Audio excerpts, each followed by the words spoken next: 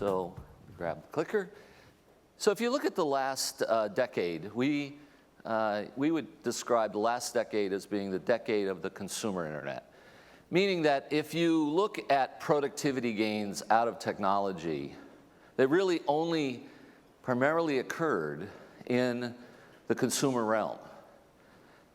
If you look at the industrial realm, which I would put as including healthcare and smart cities, we would see that while in a prior decade over the 2000s, infrastructure companies were gaining about 4% productivity a year, we've seen since 2008 only a 1% productivity increase for industrial firms. So the question is, sort of how does the industrial world get back into a 4% productivity curve? And the second thing is, what is the role of technology going to play in an industrial company? And I really want to tell you the GE story of how we're doing it and how we see the world.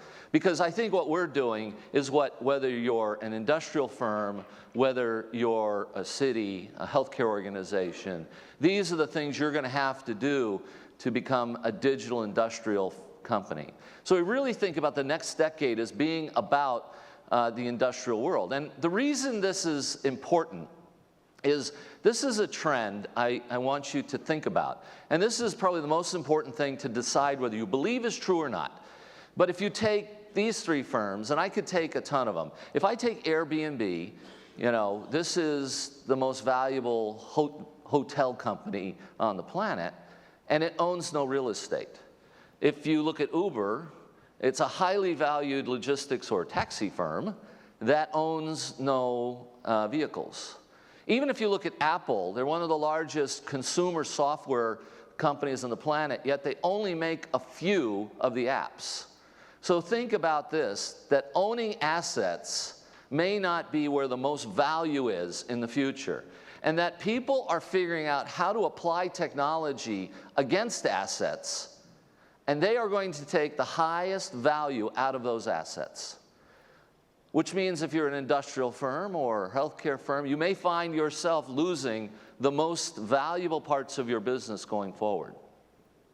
The second thing we see is that technology is changing. And if you recognize the first, you have to recognize the second, which is that you have to choose your technologies wisely. And unfortunately, it's moving fast. And if you choose wrong, you're going to pick the wrong technology basis to compete on. And if you look at this technology shift, is that we don't find every company makes the technology shift as we move through this. And we actually believe that the infrastructure world is a totally different technology shift that is based on connecting machines as opposed to the mobile internet. And the question is who the winners are going to be. So you are faced with a real dilemma of how do you architect what technology choices you make to make this shift into a world that you want to continue to either own the value or create new value for your citizens. Now, as we look at the industrial world, some people think this isn't happening. I think for most everyone here, I would hope they see this. But the fact is, the number of connected devices is going to change the way that our businesses are run. Whether it's 1 billion smart meters, whether it's 100 million internet connected light bulbs, which I think is probably 2 orders of magnitude off from where it's really going to be, whether it's 152 million cars connected, by 2020 everything gets connected. And the one thing you have to decide whether you're going to get good at is, are you going to manage your data well? And I'll say this, 5 years ago, GE devices generated about 10 terabytes a day. Today, they generate about 1,000 terabytes a day, and by 2020, they'll generate 1 million terabytes per day. Do you throw it away? Do you use it? We would contend that data is going to be the source of all the value you're going to create, so you need to figure out how to manage your data. Now, a company like GE is not known for being digital, and as our chairman and CEO moved into this, he did realize that this change was occurring. It's a business change. It's a business model change. But it does require a different kind of digital DNA. The innovator's dilemma plays out here. And if you're going to do this, it's not something you buy. It's not something you build. It's something that you have to construct a team within your organization that brings digital, and you actually have to bring it to every employee in the business, because it's not being an industrial and having a digital capability. It's being a digital industrial firm.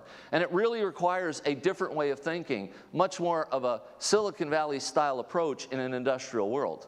Now, GE has gone through this painful transition, and today I can tell you that after 4 years, we believe we're making this shift, because we connect about $1 trillion worth of equipment today that we are building value for our customers and driving new outcomes that we never did before. And we've gone from what was a $2.5 billion, very flatline software business back in 2011 to a $5 billion digital set of capabilities, where what we sell is not a piece of software, but we use software and sensors to allow you to generate more electricity on a wind turbine, for example. And the idea of focusing on customer outcomes, building your own technical leadership that takes the old and the new and brings them together, the idea of working in ecosystems and simplifying how you get things done is necessary in order to compete in the industrial world going forward. Part of that is rethinking the architecture and applying a new style of where the value creation is. And I talked about a wind turbine. It's the idea that I connect to the wind turbine, I bring data out, I create great analytics that drive insights on it, and I deliver it to a person who can do something about it.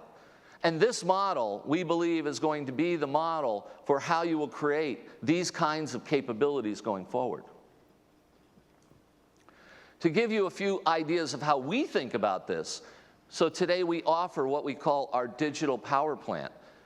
And when you think about what is a digital power plant and what do we do, I leave you with one key thought of what the world will look like going forward.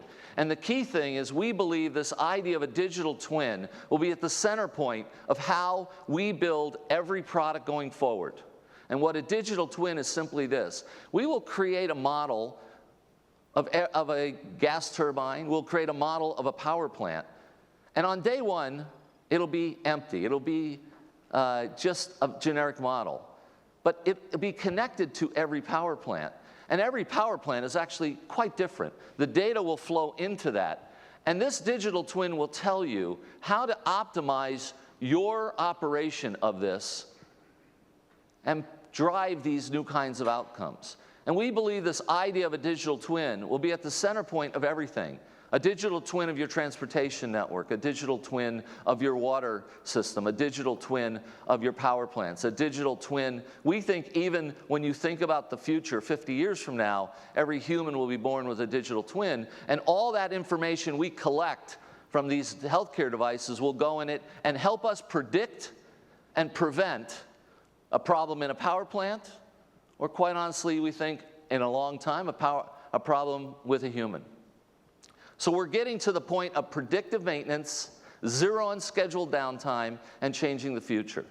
And we think this applies also to smart cities, and we're doing much of the same thing in working with, for example, the city of San Diego, where you look at digital twins for things like parking and so on, public safety, the ability to interconnect and use the data coming off in a way to turn it into an outcome that is game-changing. So as you think about what I just said, I would say what this means to anybody who is building any kind of infrastructure capability or purchasing infrastructure capability is that it's really about creating greater efficiency and productivity. That is the outcome we're trying to get. We're not trying to connect things. It's not about connected infrastructure. That's an enabler. What it's really about is figuring out what outcomes can be game-changing. And we think the outcomes are, I'm either going to get zero unscheduled downtime. Nothing ever breaks.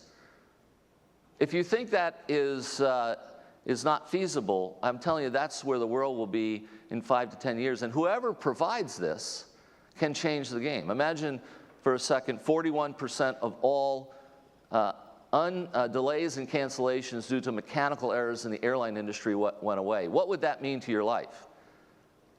That's the kind of change we believe can happen.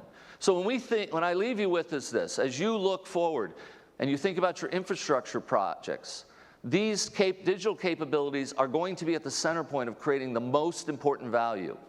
Somebody is going to do this.